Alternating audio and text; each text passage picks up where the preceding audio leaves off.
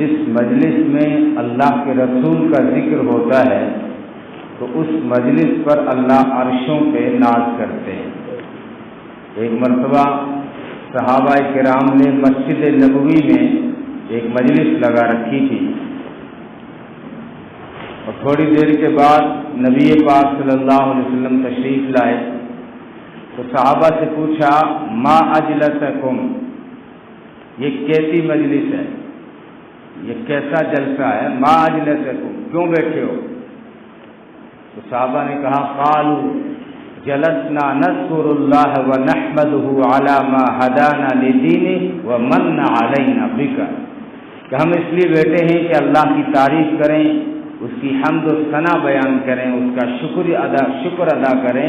کہ جس نے ہمیں دین کی ہدایت دی، اور ہم اس خاص نعمت کا ذکر کر رہے ہیں جو اس نے ہمیں وہ نعمت دے کر ہمارے اوپر بہت بڑا احسان کر دیا، اور وہ نعمت یہ ہے کہ ہمیں آپ کا امتی بنا دیا اور آپ کو ہمارا نبی بنا دیا۔ اس خاص پوائنٹ کا ہم ذکر کر رہے ہیں۔ تو نبی نے پوچھا کیا تم قسم کھا سکتے ہو کہ صرف اسی لیے بیٹھے ہو کہ اس خاص نعمت کا ذکر کیا جائے، تم اس پہ قسم کھا سکتے ہو؟ صحابہ نے عرض کیا اللہ کے رسول اگر آپ قسم اور حلف لینا چاہیں تو ہم تیار ہیں۔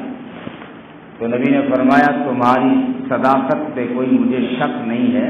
تمہاری سچائی پہ اللہ کے فرشتے بھی رشک کرتے ہیں۔ بات یہ ہے کہ اتانی جبریل فاخبرنی ان اللہ یباہی بکم الملائکہ،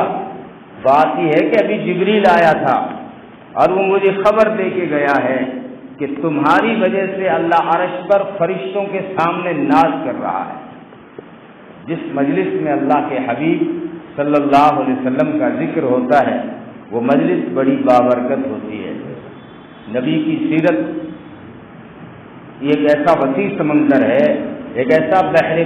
بیکراں ہے کہ کوئی خطیب، کوئی ادیب، کوئی مفکر، کوئی رائٹر، کوئی قلمکار اس کو پار نہ کر سکا، لیکن سب اپنا حصہ ڈالنے کے لیے، جیسے حضرت یوسف علیہ السلام کی جب بولی لگی مصر کے بازار میں، یوسف کو خریدنے کے لیے بڑے بڑے مالدار آئے، مصر کا بادشاہ بھی آیا، اور ایک عورت آئی تھی جو 1000 خچروں پہ سونا، چاندی، زمرد، یاقوت لاد کر لائی تھی، وہ بھی لائن میں لگی۔ لیکن جب اس کا نمبر قریب آیا اور اس کی نگاہ حضرت یوسف علیہ السلام کے پاؤں پہ پڑی تو اس نے کہا جو میں 1000 خچروں پہ سونا لے کے آئی ہوں وہ تو یوسف کے پاؤں کی قیمت نہیں بن سکتے، اس لیے وہ ایمان لائی کہ میں ایمان لاتی ہوں اس پر جس نے یوسف کو بنایا، جس نے یوسف کو بنایا وہ خود کتنا حسین ہوگا، میں تو ان پہ ایمان لاتی ہوں، یہ سارا مال اس کے نام پہ صدقہ کرتی ہے۔ ایک عورت اور آئی تھی جو اپنے سر پہ گھاس کا گٹھر اٹھا کے لائن میں کھڑی تھی، بعض روایت میں روئی کا گٹھر تھا، بعض روایت میں کہ گھاس کا گٹھر تھا، وہ بھی لائن میں لگی ہوئی۔ تو کسی نے کہا تو یہاں کیوں کھڑی ہے؟ کہ میں بھی یوسف کو خریدنے آئی ہوں، یہاں تو بڑے بڑے مالدار ہیں، مصر کا بادشاہ کھڑا ہے، بڑے بڑے مالدار کھڑے ہیں، تیرا نمبر کہاں سے آئے گا؟ ارے باوڑی کہیں جو ہے گھاس کے گٹھر میں یوسف ملے گا؟ وہ کہنے لگی میں بھی سمجھتی ہوں، اتنا میں بھی جانتی ہوں کہ میں یوسف کو خرید نہیں سکتی، لیکن کم سے کم یوسف کے خریداروں میں میرا نام تو آ جائے گا۔